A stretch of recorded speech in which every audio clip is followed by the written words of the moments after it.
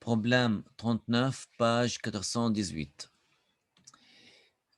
Ici, je vous donne un bloc de masse M1 est égal à 2 et M2 est égal à 6, sont reliés par une corde sans masse qui passe sur une poulie ayant la forme d'un disque plein de rayon R est égal à 0,25 et de masse est égal à 10.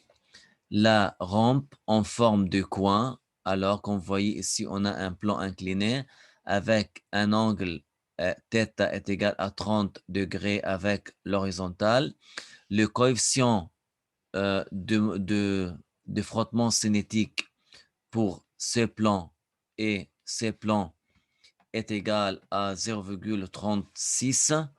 Tracez tout d'abord les diagrammes de force pour chacun des deux blocs et pour la poulie.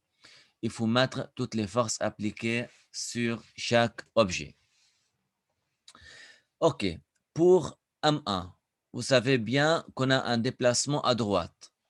Tout d'abord, je choisis le sens positif à droite. Alors ici, on a le sens positif à droite. Là, on a le sens positif vers le bas. Et là, on a le sens positif comme ça. Voilà.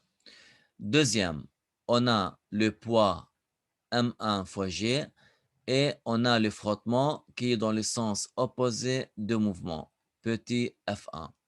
Et encore ici, on a la réaction du plan N1. Alors, on a F1, on a M1 fois G et on a N1. Et aussi, on a la tension ici. Vous savez bien que la corde ou la poulie, elle a une masse M. Alors, comme on a une masse pour la poulie, alors la tension sur ce côté-là n'est égale pas à la tension sur ce côté-là. Dans les chapitres avant, on n'avait pas de masse pour les poulies. Alors, on a dit que la tension à droite est égale à la tension à gauche.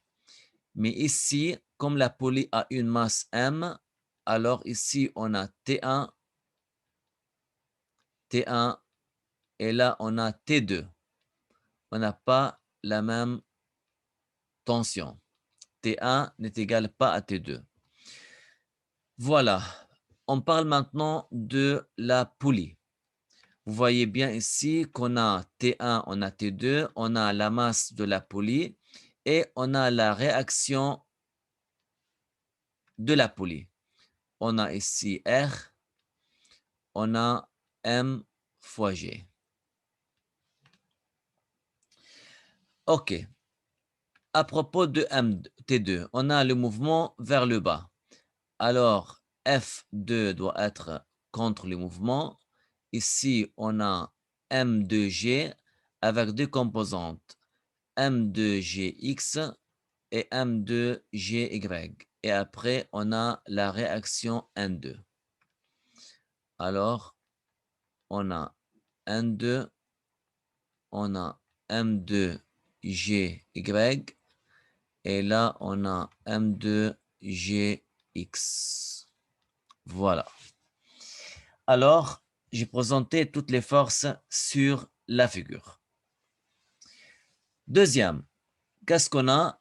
Je demande l'accélération des deux blocs A1 et A2, la tension dans la corde de chaque côté de la poulie. Il faut calculer T1 et T2. Très bien. Tout d'abord, pour calculer ça, il faut avoir une belle page, toute propre. Ici, on a trois systèmes. Toujours, si vous voulez calculer T1, T2, A1, A2, tout ça, il faut prendre un système de M1 tout seul et vous appliquez la loi de Newton, un système de la poulie et vous appliquez la sommation de taux est égale à I fois alpha, et après vous prenez l'autre système, celui-là, avec la loi de Newton. OK?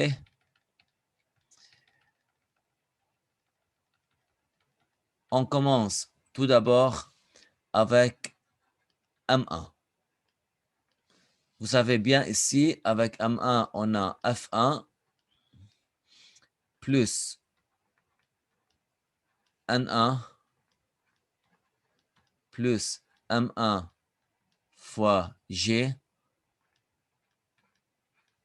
plus T1 est égal à M1 fois A. Ici, vous pouvez écrire en fonction de I et J, ou vous écrivez en fonction de I toute seule et en fonction de J toute seule. Vous savez bien que F1 dans le sens négatif, alors moins F1. T1 dans le sens positif, plus T1. On n'a que ça dans le sens de X est égal à M1. On a des mouvements en fonction de X, alors on a A. Voilà. En fonction de Y, qu'est-ce qu'on a? On a N1 positif. On a M1 fois G dans le sens négatif est égal à 0 parce qu'on n'a pas de mouvement en fonction de Y. OK? Parce qu'on n'a pas de mouvement. Alors, on peut mettre directement la valeur de F1. Vous savez bien que F1 est égal mu fois N1 plus T1 est égal à M1 fois A. On peut mettre N1 par sa valeur ici, qui est égal à M1 fois G. Alors, moins M, moins mu M1 fois G plus T1 est égal à M1 fois A. On peut calculer directement T1 est égal à M1 fois A plus mu M1 fois G. Alors, c'est la réponse et l'équation de T1. Mais elle est en fonction de A. Voilà. Ça, c'est l'équation 1. On calcule maintenant l'équation 2 de T2. Qu'est-ce qu'on a sur T2? Tout d'abord, on a T2 et F2 dans le sens négatif. Alors, on peut l'écrire directement, moins T2, moins F2 dans le sens négatif. On a M2 Gx. Vous savez bien que M2 Gx est égal à M2G sinus θ, l'angle de plan incliné, et M2GY est égal à M2G cosinus θ. Alors, on peut écrire directement la valeur de M2Gx, qui est dans le sens positif. Alors, plus M2G sinus θ. Très bien. Tout ça est égal à M2 fois A. On a des mouvements en fonction de X. Voilà, c'est le X de bloc M2. Et qu'est-ce qu'on a en fonction de Y? On a N2 moins M2Y est égal à M2G cosinus θ. Est égal à 0 parce qu'on n'a pas de mouvement en fonction de Y. On n'a pas de mouvement comme ça. Est égal à 0. Alors, on peut mettre à la place de F2 mu 2 fois N, mu fois N2, et on met la valeur de N2 ici. Alors, on a finalement moins T2 moins mu fois N2. N2 est égal à M2G cosinus θ. Voilà. Plus M2G sinus θ est égal à M2 fois A. C'est la deuxième équation.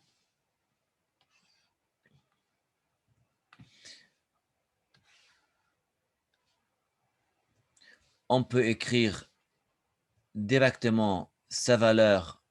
La valeur de T2 est égale à moins mu M2G cosinus θ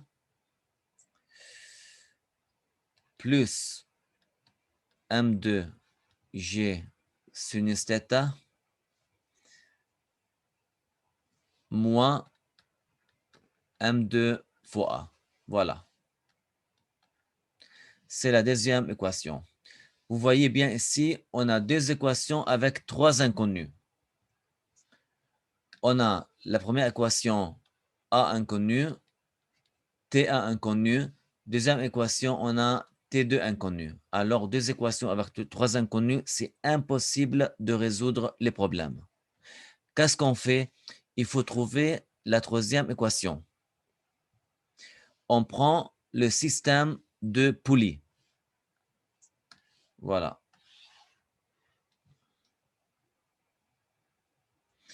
Qu'est-ce qu'on a sur la poulie? On a ici T1, on a T2, on a MG et on a R. Vous savez bien, dans le cas de rotation, on prend sommation de taux est égale à I fois alpha. Vous savez bien que MG et R passent par le centre. Alors, on peut dire directement que taux de MG est égal à taux de R est égal à 0 parce que les forces passent par l'axe. OK? Parce qu'elles passent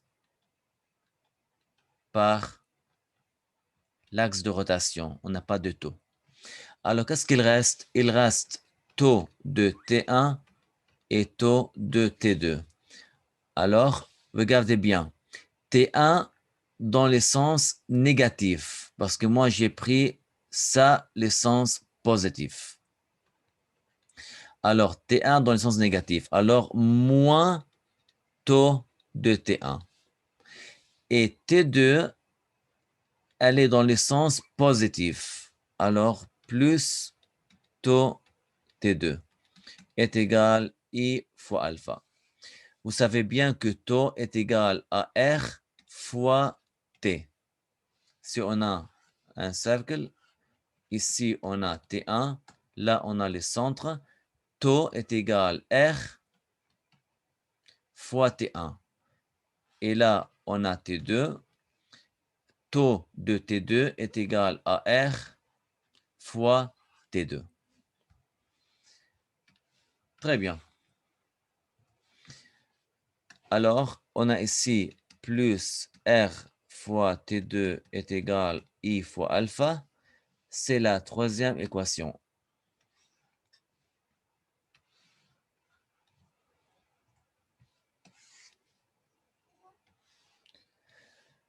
Regardez bien ici.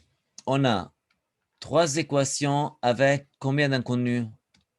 T1, T2, A et alpha. Alors, trois équations avec quatre inconnus, c'est impossible. Qu'est-ce qu'il faut faire? On peut transformer alpha en A parce que on a A est égal alpha fois R. Alors, alpha est égal A sur R. On peut mettre sa valeur directement ici. On peut dire A divisé par R. Comme ça, on a trois équations avec trois inconnus. Regardez bien ici. Simplement, on met la valeur de T1 ici. On met la valeur de T2 ici. Et on calcule A. Ah, il y a une faute là. Alpha est égal à A sur R. OK. Qu'est-ce qu'on a ici? On met équation 1, on peut dire T1 dans l'équation 3, on met T2 dans l'équation 3, on aura moins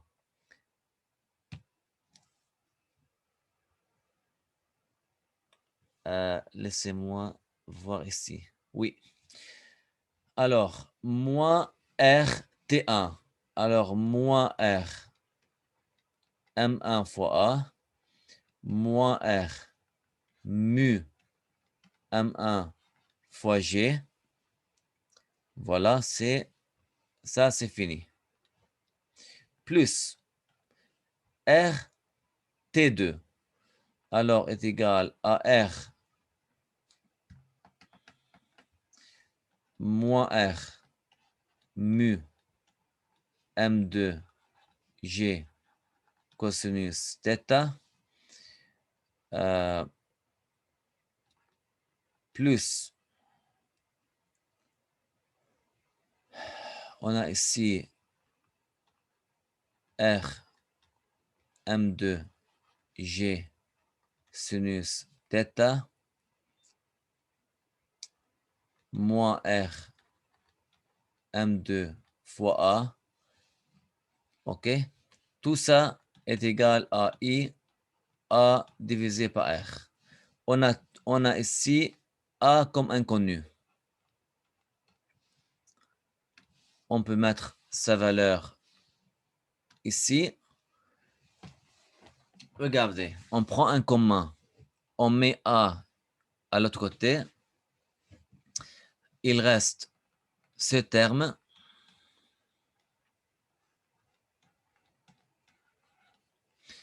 Et ce terme.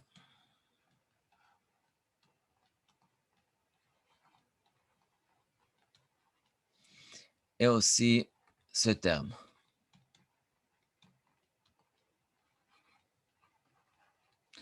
Et pour A, il reste I sur R. Ça, on met à l'autre côté plus R M1. Et ça aussi, on met plus R M2. Regardez bien, on a toutes les valeurs de R, de mu, de M1, on a tout. Et aussi, on a le I. I est égal à 1 sur 2 M R2. M est égal à 10, R est égal aussi donné, on a tout. On aura finalement est égal à 0,309 M par seconde au carré. C'est la réponse de A. OK? Qu'est-ce qu'on fait? Après qu'on a calculé la valeur de A,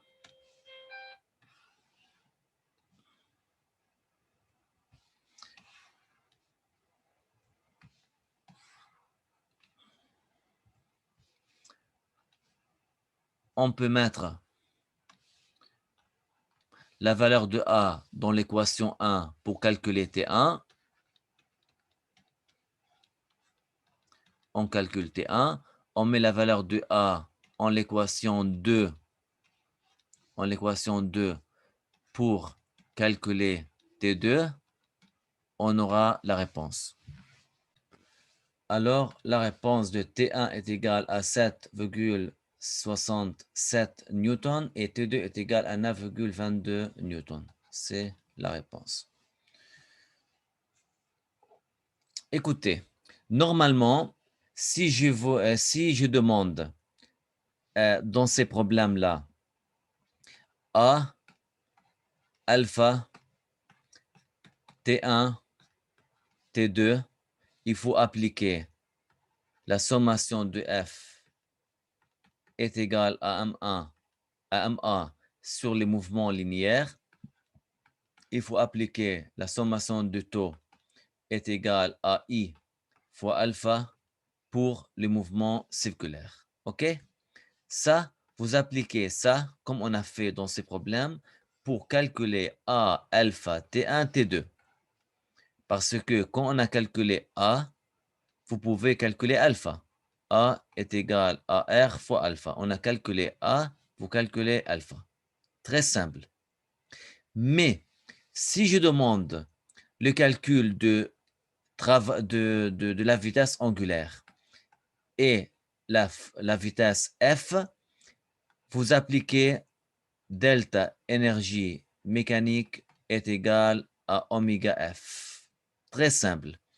Comme ça, vous pouvez calculer la vitesse angulaire et la vitesse linéaire par cette méthode.